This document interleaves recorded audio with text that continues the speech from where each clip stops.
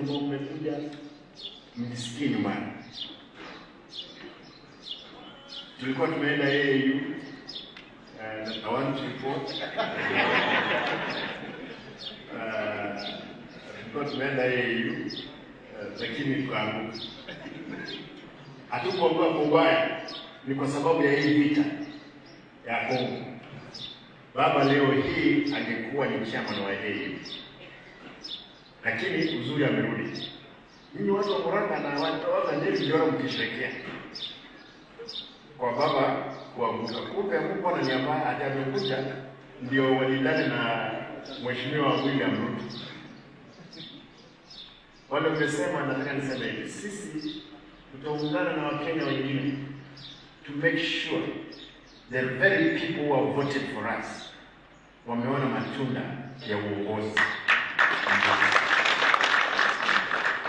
Vile mbona ndio mbele amesema, as the spokesman of KISI, we are trying to bring all our leaders together and we will give direction.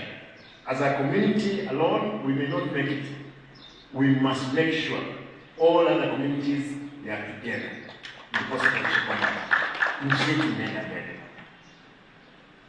Ruto, wacha niseme leo, ukweli alijitolea mwanga sana kuhakikisha kwamba baba ashinde kiti ya AAU. Lakini bahati mbaya hii vita ya Kongo ilifanya hivi, ikatokea. Hao watu wa SADC wakasaliti sisi. For that we want to give the president, najua kuna wengine hapa wanasikia baya, lakini watu zaidi nataka nimpe eko niseme kwamba alifanya kazi nzuri.